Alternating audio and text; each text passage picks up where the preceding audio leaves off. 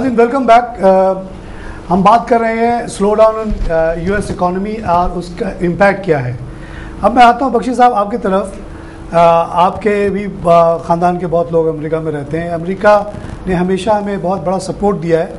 25% export हमारी America को है और हमारी टेक्सटाइल की जो ख़ास तौर से, और हम अमेरिका एक डेस्टिनेशन था पाकिस्तानियों का, जो भी अच्छे पढ़ के निकलते थे लोग चले जाते थे। बिजनेसमैन भी सेफ महसूस करते थे वहाँ पैसा रखना, वहाँ जायदाद रखना, अपनी फैमिलीज को रखना।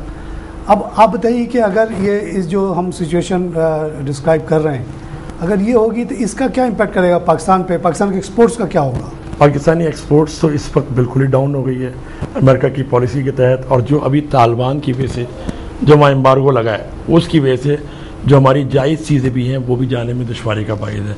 रहा सवाल मैशियत का, मेरे भाई वहाँ गए हैं, जब वहाँ भाई पहुँचे थे तो एक बड़ी जॉब उनको लगी थी, उसके बाद ये क्राइसिस आ गए। उसके बाद उन्होंने जो काम शुरू किया, परेशान थे, पूरी फैमिली मौजूद थी, पढ़े लिखे थे, इंजीनियर थे, आर्किटेक्ट। तो वहाँ पर जाकर फिर उन्होंने क्या किया, एक वहाँ पर मैगजीन्स निकलते हैं मुख्तलिफ अखबार में, उसमें उन्होंने तलाश किया तो पता चला जी वो रेस्टोरेंट का काम बड़ा अच्छा है। अब देखें वेल ग्रेजुएट पढ़ा लिखा आदमी जब वहाँ पर बेरोजगारी से परेशान हुआ, अनएम्प्लॉयमेंट हुआ, ये मैं अपने घर का वाक़या बता रहा हूँ। हाँ बिल्कुल, बहुत अच्छी जो गुजरा है मेरे हमारे घर में। तो अब उन्होंने क्या किया, फिर वहाँ पर देखा एशियंस के लिए उसने अखबार में इश्तिहार देना शुरू किया, 100 आदमी की दावत है तो कबाब, पराठा, अच्छा कैटरिंग सर्विस शुरू कर दी। मजबूरन सर्वाइव करना है, रोटी तो चाहिए ना, चाहे अमेरिका हो या लंदन हो या पाकिस्तान हो, हर एक को खाने के लिए चाहिए। तो वो मियाँ बीवी ने मिलकर ये काम शुरू किया। अब वो वहाँ ये काम कर रहे हैं। एक पढ़ी लिखी फैमिली मजबूर है क्योंकि वहाँ बेरोज़गारी बेइंतहा बढ़ चुकी है, और ख़ासकर एशियंस को तो कोई रखने को तैयार ही नहीं है। आज के दौर में 10-12 साल के अंदर ऐसा कॉन्सेप्ट पैदा हुआ है, वहाँ पर सब खौफ खाते हैं, लफ्ज़ पाकिस्तानी हो या हिंदुस्तानी हो। तो इन पे तो ज़्यादा अनएम्प्लॉयमेंट का असर ज़्यादा होगा, सबसे ज़्यादा। अब जनरल अनएम्प्लॉयमेंट कहते हैं 10% है, लेकिन अगर सिर्फ पाकिस्तानियों की अनएम्प्लॉयमेंट ढूंढेंगे तो शायद बहुत ज़्यादा होगी। बहुत ज़्यादा है भाई, बताते तो ना। अभी मेरा स्टाफ एक था, वो उसको बड़ा शौक था कि यूरोप में जाकर सेटल हो जाऊंगा, तो मैंने उसको हेल्प किया, वीज़ा बनवा दिया, इटली चला गया। वो इटली में उसको कोई जॉब नहीं मिली। इटली में 18% अनएम्प्लॉयमेंट चल रही है जनरल। सही कह रहे हैं। पाकिस्तानियों में कोई 60% अनएम्प्लॉयमेंट चल रही है। वो बेचारा वहाँ से गया स्पेन, वहाँ पता चला 20% जनरल अनएम्प्लॉयमेंट, और पाकिस्तानियों में जो जाके रहा ना, तो वहाँ तो बता रहा था इतने बुरे हालात थे कि कराची में कोई स्लम ऐसा नहीं होगा जैसा वहाँ। गंदगी, प्रॉब्लम, लूट मार। कह रहा था कि बाहर निकलो और लोग बंदूक लेके, चाकू लेके खड़े, पैसे दे, हमें भी तो खाने दे, तेरे पास है दे दे। 80% अनएम्प्लॉयमेंट एमंग पाकिस्तान। पुर्तगाल गया, वहाँ भी तकरीबन वही सिचुएशन थी। तो वही चीज़ अमेरिका में भी होगी कि वैसे तो 10% है टोटल पॉपुलेशन, लेकिन पर्टिकुलर कम्युनिटीज़ का अलग होगा। जैसे ब्लैक्स के साथ हमेशा वहाँ डिस्क्रिमिनेशन रहा, अब तो आप जैसा बता रहे हैं पाकिस्तानियों के खिलाफ तो खैर बहुत ज़्यादा ही होगा। एक शरीफ आदमी भी डरता है, अगर मैंने पाकिस्तानी को रखा या किसी मुसलमान को रखा, सॉरी फॉर खतरा हो जाएगा, अगर खतरा हो जाएगा, वो बिला वजह हायर सिक्योरिटी में आ जाएगा, वो उसके घर में स्टंप लग जाएगी।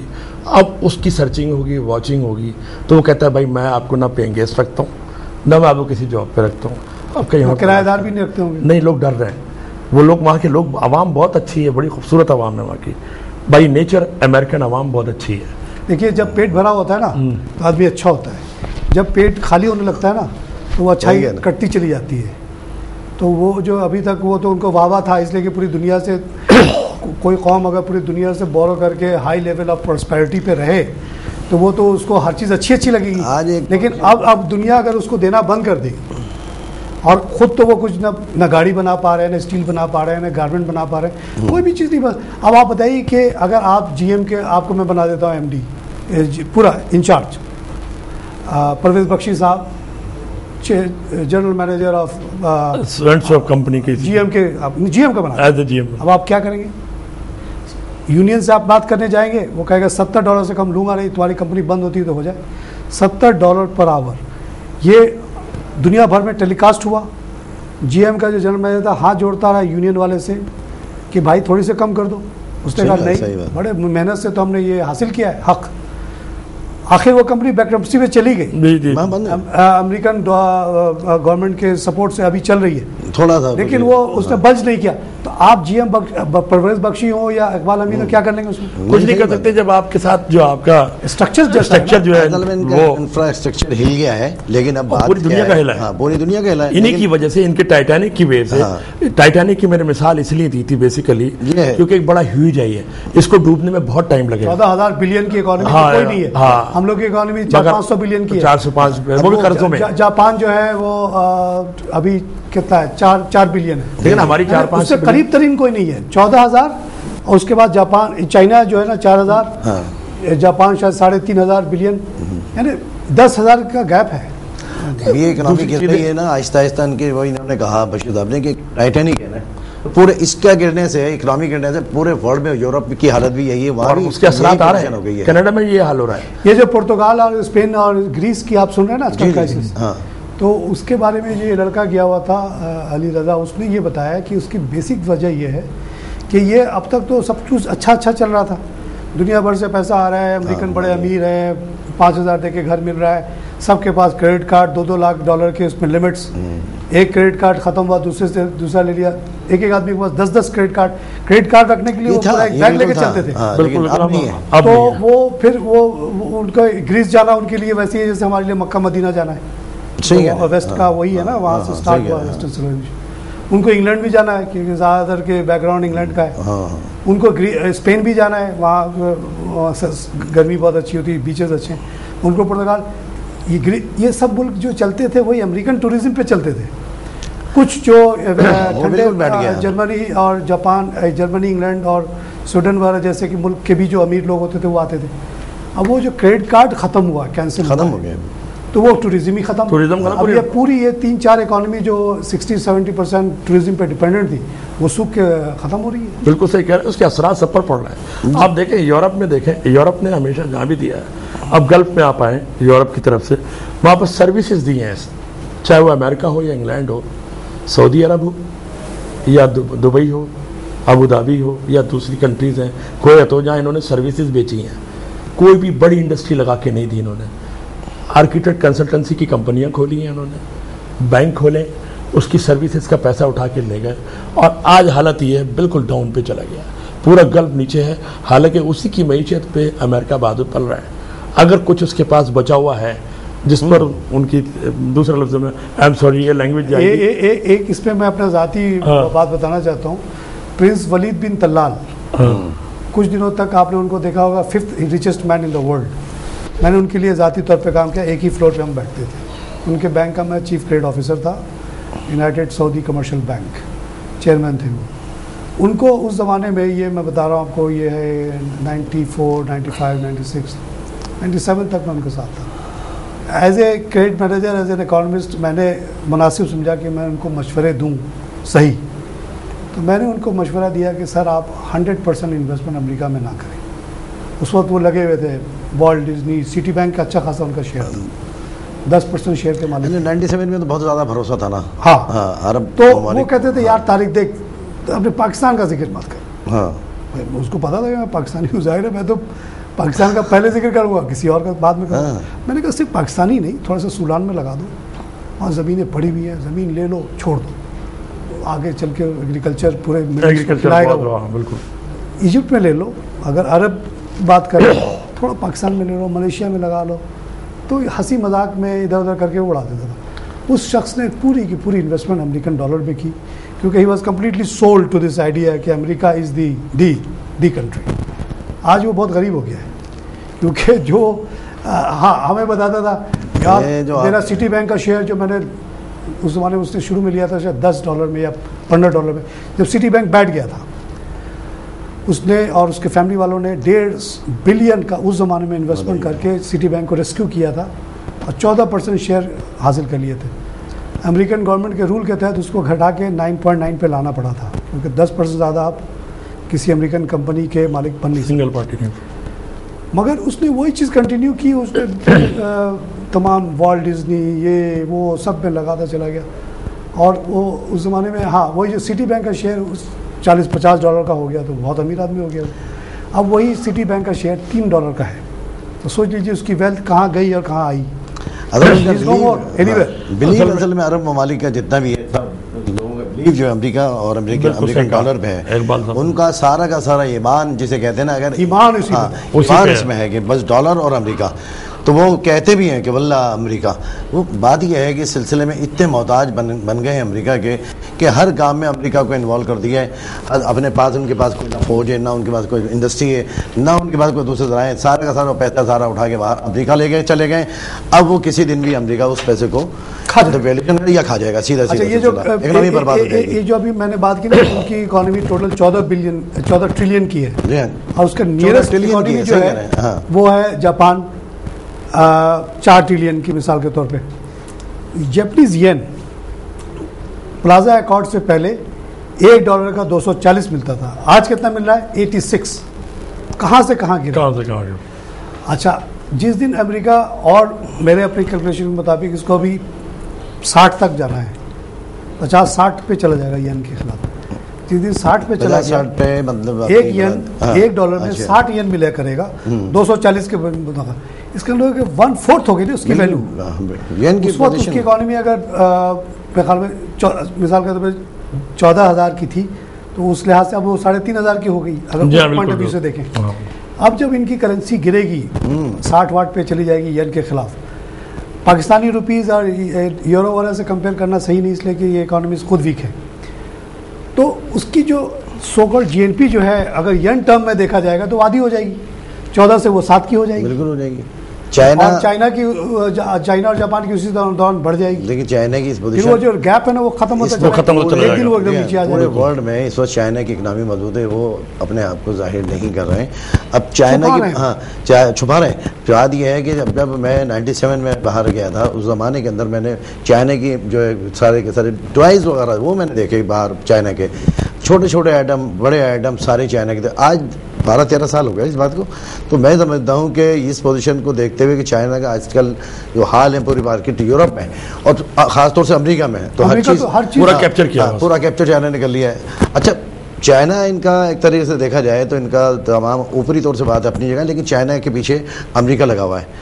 वो चाहता है कि चाइना जो है कहीं आगे ना बढ़ जाए। तो ये इनकी पॉलिसी देखिए ना, चाइना के पीछे ताइवान को सपोर्ट करना, चाइना के पीछे इनका ख्यालात ऐसे हैं कि यहाँ जो है चाइना को किसी तरह से दबाए, तो उसके ऊपर पैसा ज़्यादातर जो खर्च हो रहा है ना, इनका ज़्यादातर अड्डे बनाना, दूसरी चीज़ें करना, फौजें रखना, बैरिया के ऊपर खर्च करना। तो बात यह है कि इनकी इकनॉमी एक वक्त आएगा, जो आप कहते हैं कि सही बात है, एक टाइटैनिक एक दिन सुराख हो गया है और बहुत सारे सुराख, इसको नीचे तो आना है, ये बैठेगा, फिर लोग अमेरिका की तरफ नहीं झाँकेंगे। अच्छा, एक बैग अगर ये हो गया, आज हम यहाँ अभी बैठे हुए ना, हम अब 5 साल आगे चले गए, 2015 में पहुँच जाए, अमेरिका हो गया कोलैप्स, अब क्या होगा?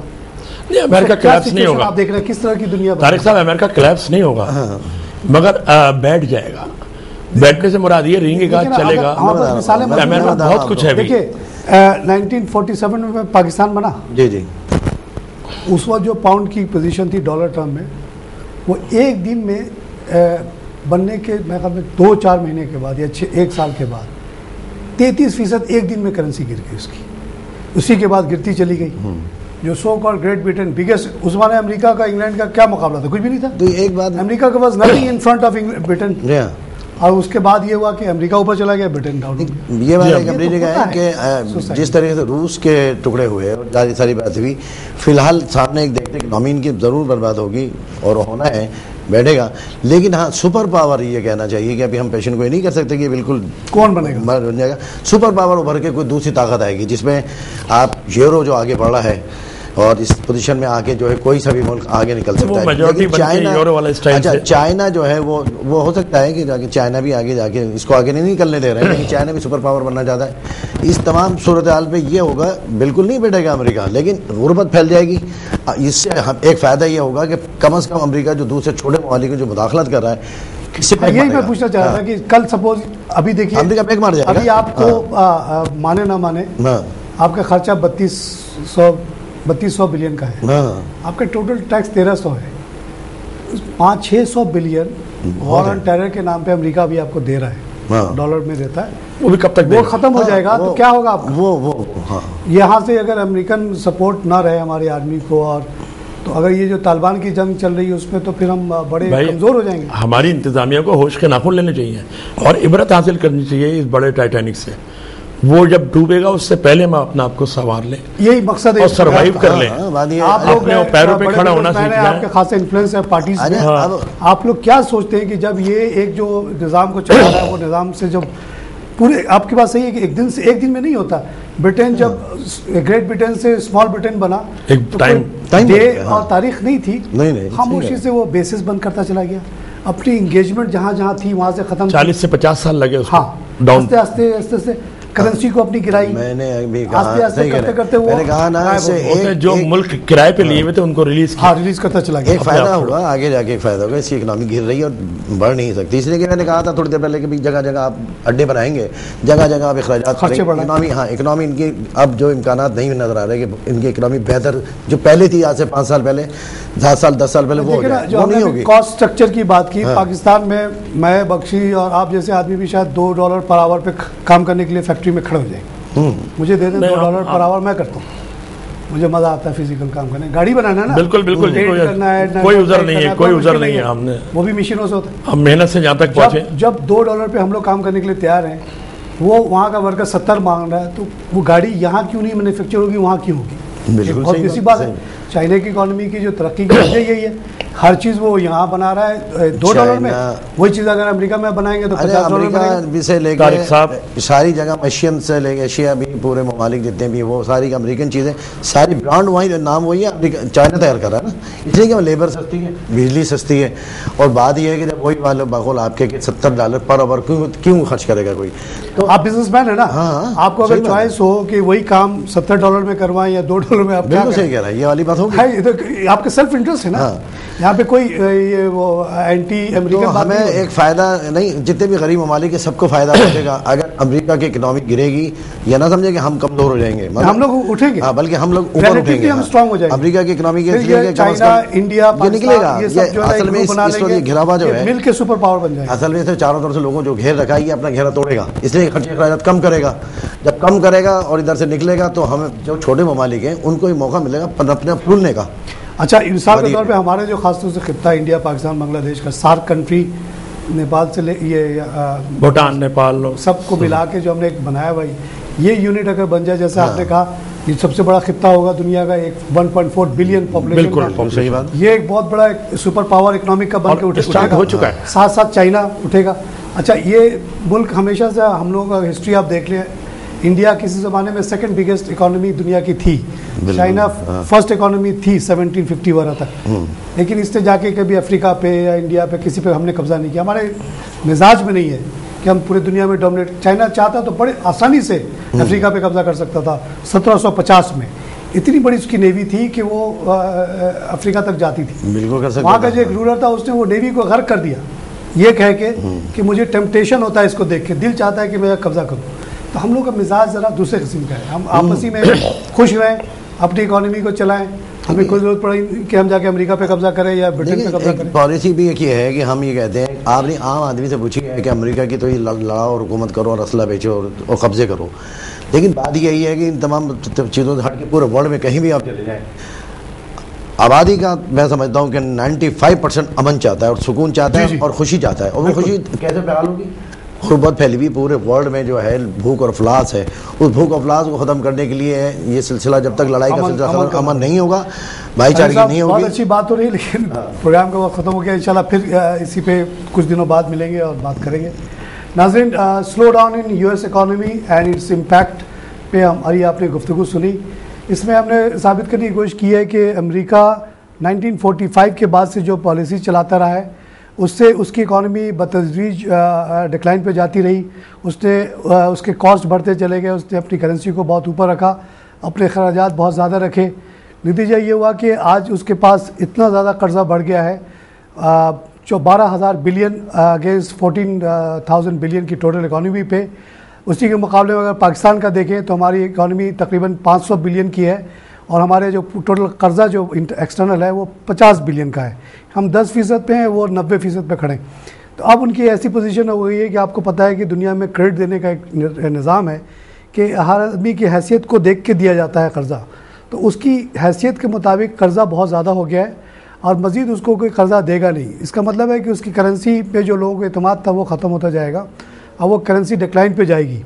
जब वो करेंसी डिक्लाइन पे जाएगी तो उसके पास मज़ीद बोरो करने का पैसा दुनिया भर से लेने की क़ुव्वत ख़त्म हो जाएगी। तो इतने बड़ी जो मिलिट्री एक्सपेंडिचर्स हैं उसको मेंटेन नहीं कर पाएगा। और वो जब नहीं कर पाएगा तो उसकी जो उसको हर जगह से अपने आप को विड्रॉ करना पड़ेगा। वैसे ही जैसे फ्रांस ने किया, जर्मनी ने किया अपने आप को, इंग्लैंड ने किया 45 के बाद। तो उसके बाद एक नई दुनिया बन के आएगी। हमारे पैनलिस्ट इकबाल हमीद साहब और बख्शी साहब का ये ख्याल है कि एक पीसफुल दुनिया की तरफ हम जाएंगे जहां बंदूक बनाना और मुल्कों को लड़ाना जो है ना वो पॉलिसी नहीं रहेगी। चाइना, इंडिया जैसे लोग कंट्रीज़, अल्लाह करे कि हम सार्क मूवमेंट में भी कामयाब हो जाएं, इंडिया पाकिस्तान सब एक होकर एक इकॉनमी बना लें तो इंशाल्लाह सार्क कंट्री जो है ना दुनिया की सबसे बड़ी इकॉनमी बन जाएगी। चाइना नंबर 2 हो जाएगा। और हम लोग जैसे कि 1750 वगैरह में भी जब हम लोग इसी पोजीशन में थे, हमने जाके कहीं यूरोप पे, अमेरिका पे कब्ज़ा नहीं किया। हम उन चक्करों में नहीं पड़ेंगे। हम कपड़े बनाएंगे, जूते बनाएंगे, हम खिलौने बनाएंगे और उसी से हमारी इकॉनमी चलेगी और हम without going for any aggression एक पीसफुल वर्ल्ड की तरफ जाएंगे। इसी के साथ मैं आज का प्रोग्राम ख़त्म करता हूँ। खुदा हाफिज़।